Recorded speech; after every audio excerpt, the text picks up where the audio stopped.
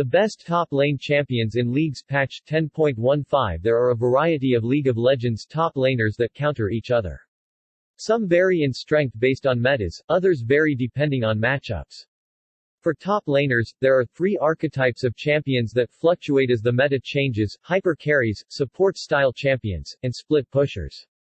Split pushers have a weak laning presence and a weaker ability to trade damage until they get a few items. Once they get some items and can duel with their opponents, they just steamroll through the lane, taking turrets until the enemy team sends forces to stop them. Support-style top laners are the beefiest tanks in the game, like Sion, Ornn, and Shen.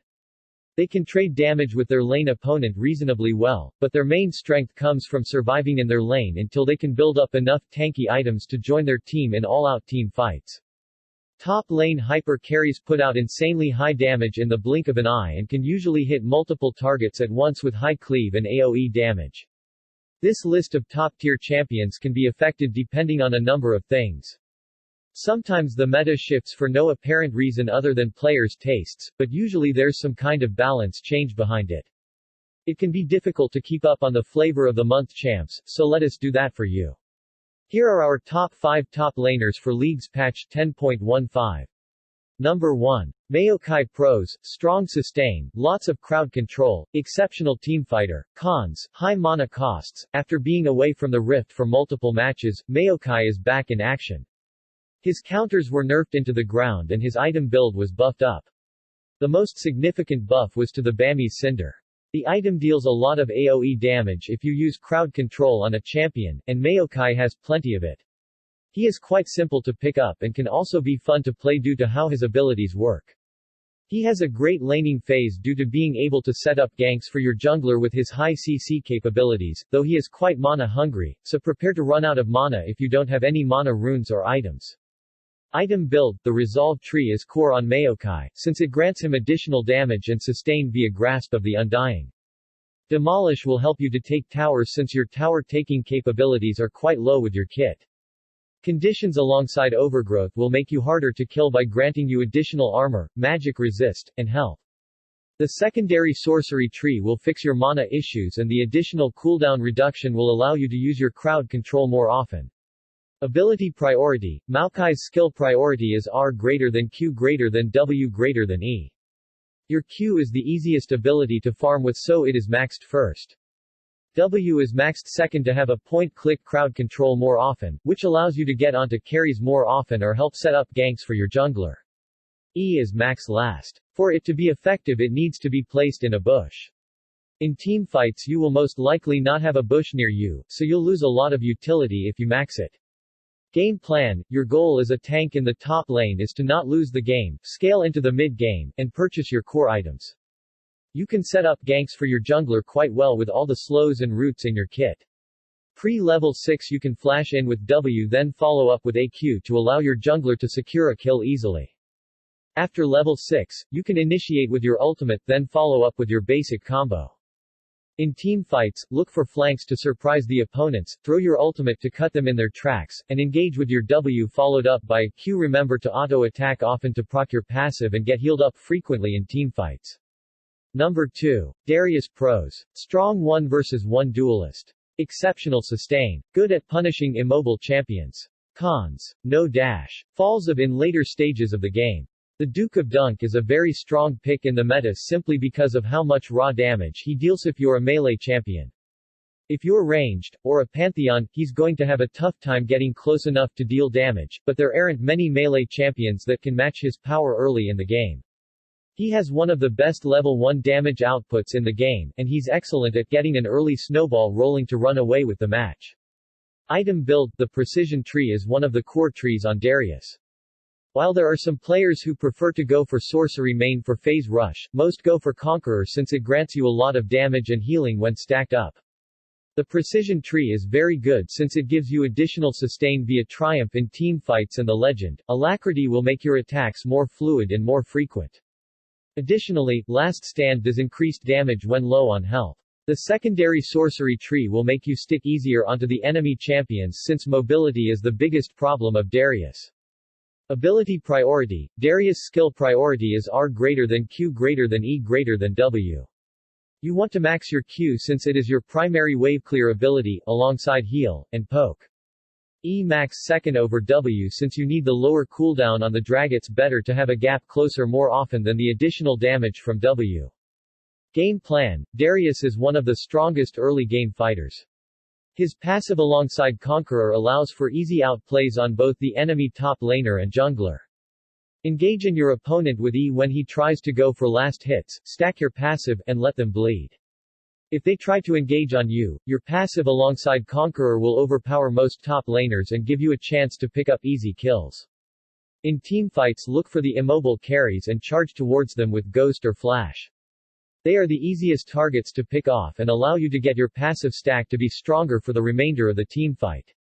Number 3. Volibear. Pros: strong 1 vs 1 fighter, mobile. Cons: can be easily kited. Volibear is the latest reworked champion in the game.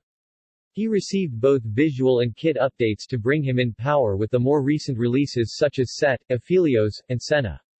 While the first days were quite harsh on the reworked Volibear since he failed to excel in any area, the hotfixes within 48 hours brought him back into play. He is currently a dominant pick in both the top lane and jungle. Item build. The core tree is precision since it grants Volibear everything he wants to excel at dueling other champions. The keystone taken is press the attack since it is the easiest keystone to proc and it deals a lot of damage in a small period of time.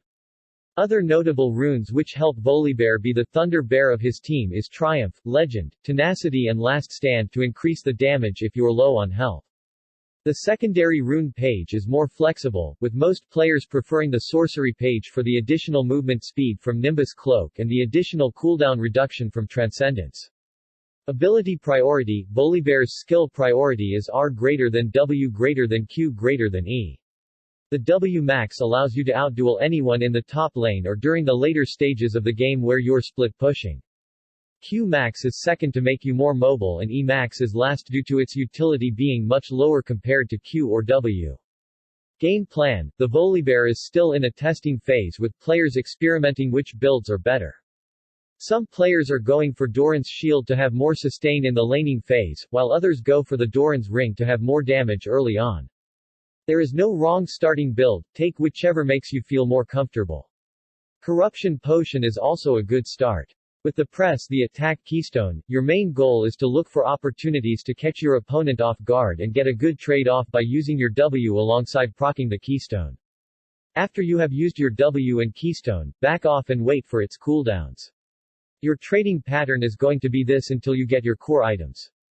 Once you get your core items, start split pushing and look for opportunities to join your teammates with teleport.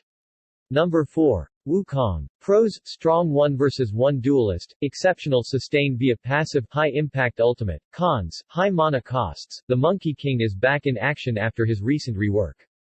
He has ascended to an instant pick or ban position from never being picked. The rework has kept the core aspects of his original kit and heavily improved them. The most notable change is the decoy, which did nothing before but now acts as an additional damaging tool, copying Wukong's abilities and dealing a ton of damage. His newly upgraded passive gives him health regeneration and makes him a terror both in 1 vs 1s and teamfights. Item build. While the reworked Monkey King has been live only for a couple of days, most players figured out the best runes, items, and skill priority. The precision tree is core since it gives you additional damage via Conqueror stacks, which you can stack quite easily. The tree also grants additional healing via Triumph and Conqueror when fully stacked, Tenacity to reduce crowd control, and Last Stand to do increased damage when low on health. The secondary Resolve tree will grant you additional tankiness via the health gain from Overgrowth and prolonged sustain via Second Wind, which synchronizes really well with your passive ability priority. Wukong's skill priority is R greater than E greater than Q greater than W. You want to max your E to be able to get onto targets more often and since it is the primary CS tool in your kit. Q max is second due to the damage granted and lower cooldown with each level, and W max is last since the increased damage from your clone doesn't matter if your abilities don't do damage. The clone will indirectly do more damage if you do more damage with your abilities since it copies them. Game plan. Wukong became one of the strongest early game champions after his rework. The new passive, which is much more useful on lane, grants him a stacking armor and health regeneration buff.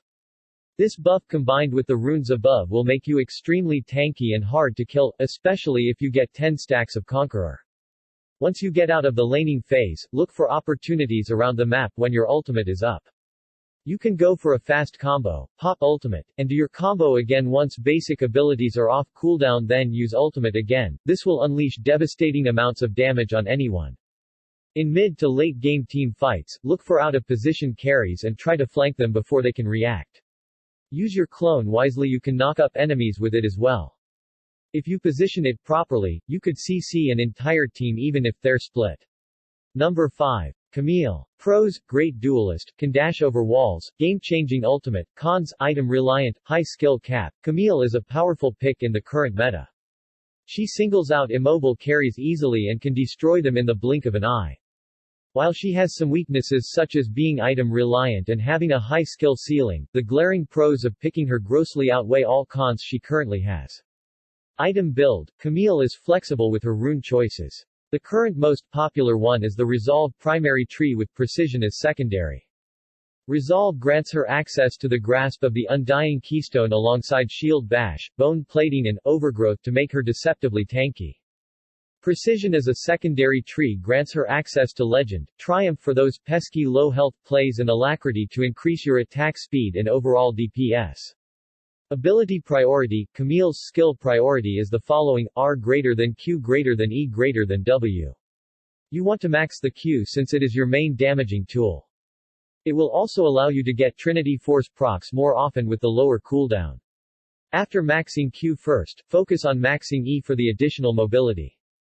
In some ranged matchups, you can max E first then Q or a couple of points in W for the additional sustain, and then Q. Camille's entire kit is very good and you can max pretty much any ability you want in the long run.